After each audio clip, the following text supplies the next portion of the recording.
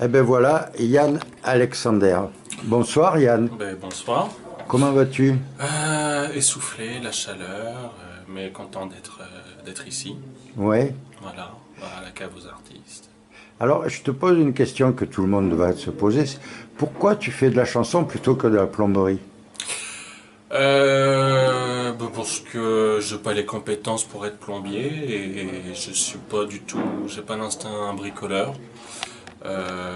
J'ai un petit don, on va dire, c'est de trousser des textes et des musiques. Ah, trousser. Ouais. Voilà.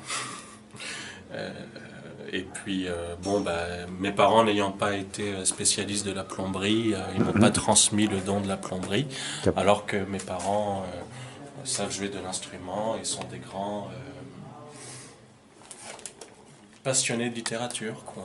Voilà. Alors j'ai appris que tu venais de Martinique, c'est ça? Non, pas du tout. J'ai des Ah, amis de Martinique. Non, non, moi je suis natif du Gabon. le Gabon. Ah oui, d'accord. Oui, oui, c'est un Hmm. pays qui se situe à mi-chemin. Non, ben, il y a moi. Ah, tu es Gabonais. Voilà. Bon. Ah ben. Moitié, moitié. Je suis pas un vrai.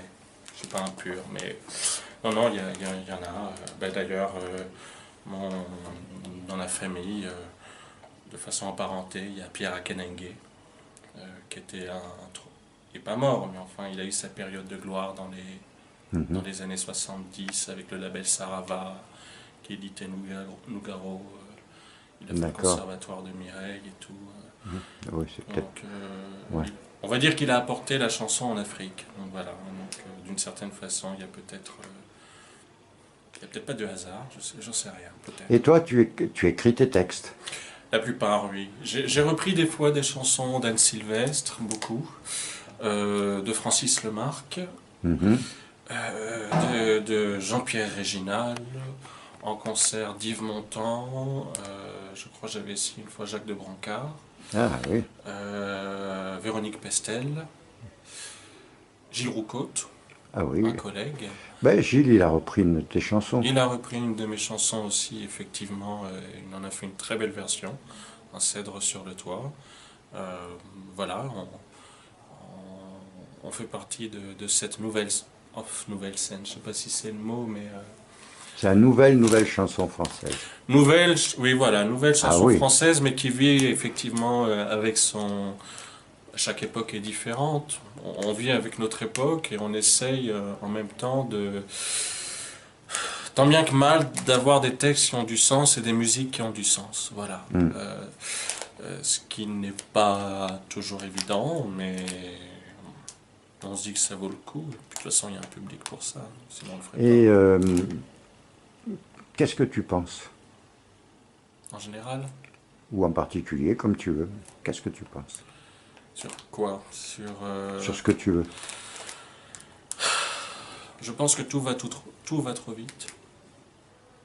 C'est la réflexion que j'ai depuis 5 6 mois. Il y a eu c'est vrai qu'il y a eu des décès, des proches atteints par la maladie, et puis il y a ce monde qui est un peu fou, je trouve. Ça fait un peu banal de dire un truc pareil, mais on prend plus le temps de respirer, on prend plus le temps de se poser, on prend plus le temps de contempler. Quand on parle quand on présente un paysage de forêt aux gens, on leur dit voilà un endroit idéal pour faire une randonnée, on leur dit pas voilà un endroit pour contempler. Euh, Quand on dit ah, voilà une belle rivière, tout d'un coup on dit aux gens oui vous pourriez faire du kayak dessus, alors que non, ils pourraient simplement se poser, s'asseoir sur un transat et regarder la rivière. On prend plus le temps d'être avec les éléments. Moi le premier, hein, j'ai pas dit que je vaux mieux que les autres, mais voilà, c'est ce rapport aux choses qui vont vite, vite, trop vite, à Et l'heure comment de. tu expliques ça? Pourquoi ça va trop vite? Je crois que c'est. Je crois que c'est une sorte de surenchère. Je pense que c'est addictif, c'est devenu addictif. Les gens, une fois qu'ils ont goûté à ça, même s'ils savent que tout va trop vite, ils ont toujours envie d'aller plus loin, plus vite, plus loin, plus vite. On ne sait pas jusqu'où ça va aller. Peut-être on va droit dans le mur, mais bon, on y va. Hmm. Peut-être que je me trompe complètement, peut-être que je vois les choses de façon un peu sombre, et puis je me raccroche à la chanson justement pour essayer d'avoir une sorte d'espérance, de transcendance. Mais même dans la chanson, on voit bien des collègues ont sorti une chanson, deux chansons, un disque, et puis hop, et on les oublie, y compris dans la chanson française, y compris dans les milieux indépendants musicaux. Euh, Mais ça reste quand même. Il y a des traces. J'ai l'impression justement que les traces, s'il n'y a personne pour faire vivre ces traces, c'est difficile de faire garder la flamme, quoi.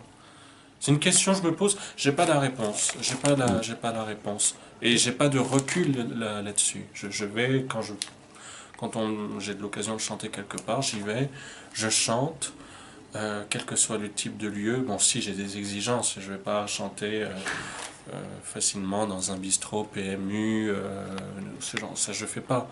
Mais voilà, je vais y aller, je vais au charbon, parce que je me dis, oui, ça vaut le coup, il y a des rencontres à faire, il y a quelque chose à faire, et il y a peut-être quelque chose qui va rester de ces rencontres. Mais je me demande quel sens ça a pour moi et quel sens ça a pour les autres à une époque où tout va trop vite.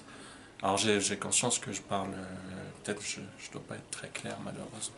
Ça c'est le problème, ma mère a été prof de philo. Donc, qu'est-ce que tu aurais envie en tant qu'écrivain, chanteur, transmetteur d'idées, qu'est-ce que tu aurais envie que l'humanité garde de toi?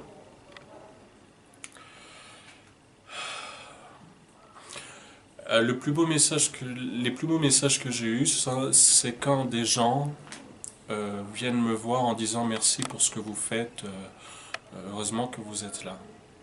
Ah oui. Voilà. Très bien. Ils n'ont pas besoin de dire 36 000 mots, ils n'ont pas besoin de faire toute une théorie.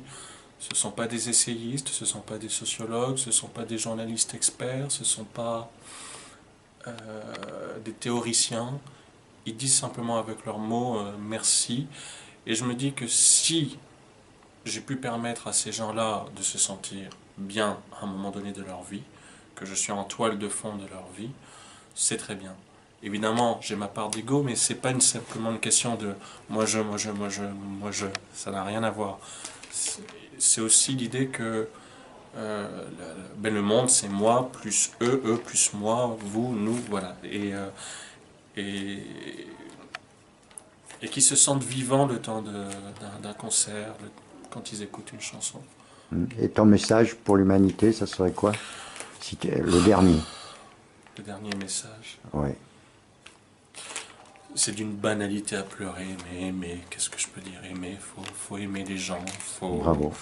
Faut aimer, c'est pas évident, c'est pas évident, c'est pas, ça paraît démagogique de dire aimer, mais faut aimer, malgré tout. Même ceux qu'on n'aime pas, même ceux qui nous aiment pas, faut aimer, faut... Je vois pas qu'est-ce qu'on peut faire d'autre en fait. Donc, puis moi j'ai envie de tuer personne. Merci, merci Yann. Ouais.